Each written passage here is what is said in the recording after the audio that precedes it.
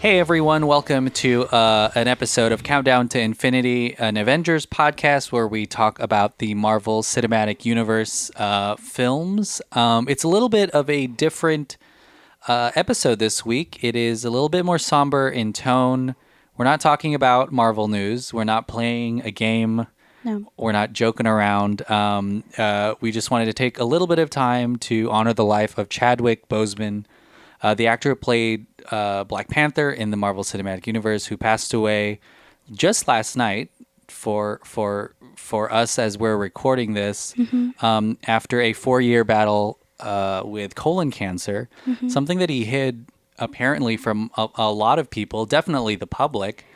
But yeah, my name's Emmanuel, and I'm here with... My name is Sophia. We are in our living room recording the pod. We are. Outside of the Marvel Cinematic Universe, he also played Jackie Robinson in the movie 42, James Brown in Get On Up, and Thurgood Marshall in Marshall. I can't imagine anyone else taking on those hugely historic roles. Right. He went to Howard University, studied acting. Famously, Denzel Washington helped pay for him to go to acting abroad in London. Yeah. And his career seemed like it was going on a trajectory that we couldn't even imagine. I mean, it was already...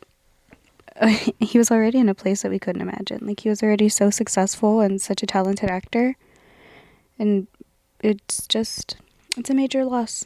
Yeah. It really is. Because he inspired so many different generations, like one in his representation of those historic roles, but also like this new generation with Black Panther and playing T'Challa. And he just created such a new figure in specifically African American youth. Like I've never seen someone present themselves in a way that he did, and he just took advantage of his position, not in like a negative way, but he just made everything feel so much more welcomed and so much more just it's tough. Yeah. I'm sorry.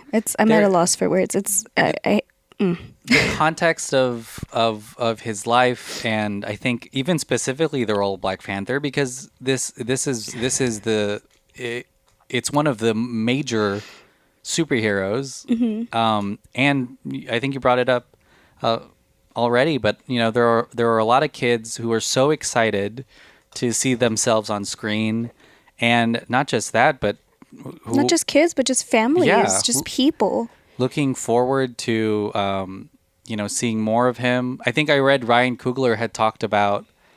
The director of Black Panther released something this morning, and he said that he didn't know that he was writing words that he would that Chadwick wouldn't say on screen, because he was working on the script, right? And that Chadwick would spend time with every person who asked for it, fans. He said that they had spent time with children who have terminal cancer, and now he's thinking, this is insane. I had no idea that you were dealing with something similar, and it just lights it in a different light. Brought it even closer to home, probably, I'm sure, for Chadwick. I mean, he just seemed like such a humble person, and he seemed like someone who just brought the best out in anybody or any situation he could. He seemed very, very down to earth. I mean, it looked like he had just this presence about him that just made you feel comfortable, and he made you feel understood. Like, I've been watching a lot of interviews that people have been posting, or a lot of like just meetings or greetings for the first time, and just the way he interacted with just people, not just fans, but just people in general. And you can just see it just radiated through him. Like he just seemed like a nice, kind-hearted person. Yeah, and I think that one of the things that I really like about movies is it kind of immortalizes you. And I feel like for him, he is not just immortalized in a movie, but immortalized in the history of what a lot of people are going to see as a strong, powerful, smart leader. And I think that it's really powerful. And I'm glad that it was he who had that. experience, and it's him who gets to have that mantle in a lot of people's lives moving Yeah. forward.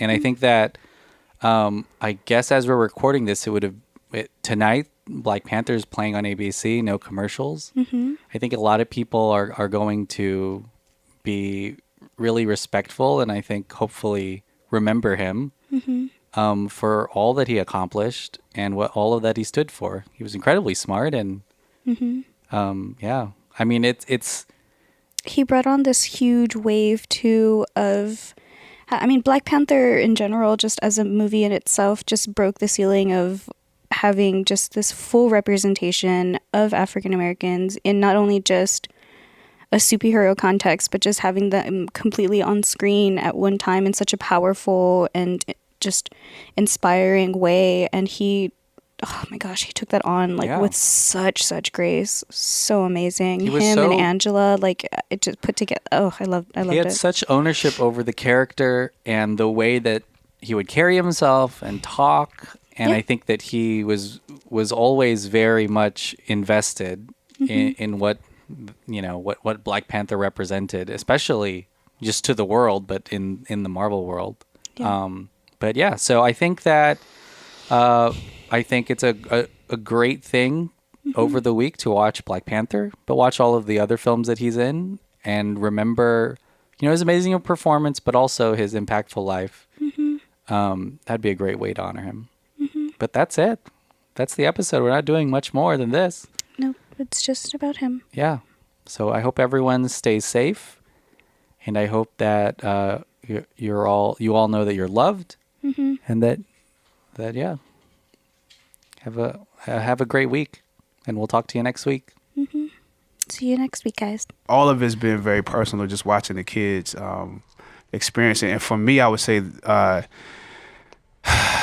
you know, there are two little kids, Ian and Taylor, who recently passed from cancer. And throughout our filming, I was communicating with them, knowing that they were both terminal. And what they said to me is, and their parents said, they're trying to hold on till this movie comes. And to a certain degree, you hear them say that and you're like, wow, that's like, I gotta get up and go to the gym. I gotta get up and go to work. You know, I gotta learn these lines. I gotta work on this accent. You know, seeing how devoted all of my castmates are, and knowing that will be something meaningful to them. But it's, to a certain degree, it's a humbling experience, because you're like, this can't mean that much to them, you know. But seeing how the world has taken us on, seeing how the movement, how it's taken on a life of its own, I realized that they anticipated something great. And I think back now to a kid and just, you know, waiting for Christmas to come, waiting for my birthday to come, waiting for a toy that I was going to get a chance to experience, or a video game. I did live life waiting for those moments. And so it put me back in the mind of being a kid, just to experience those two little boys' anticipation of this movie. And when I found out that they...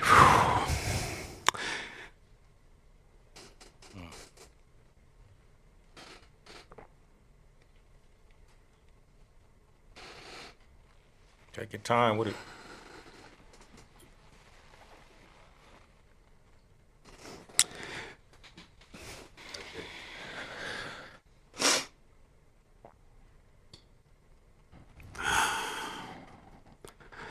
Yeah, it means a lot.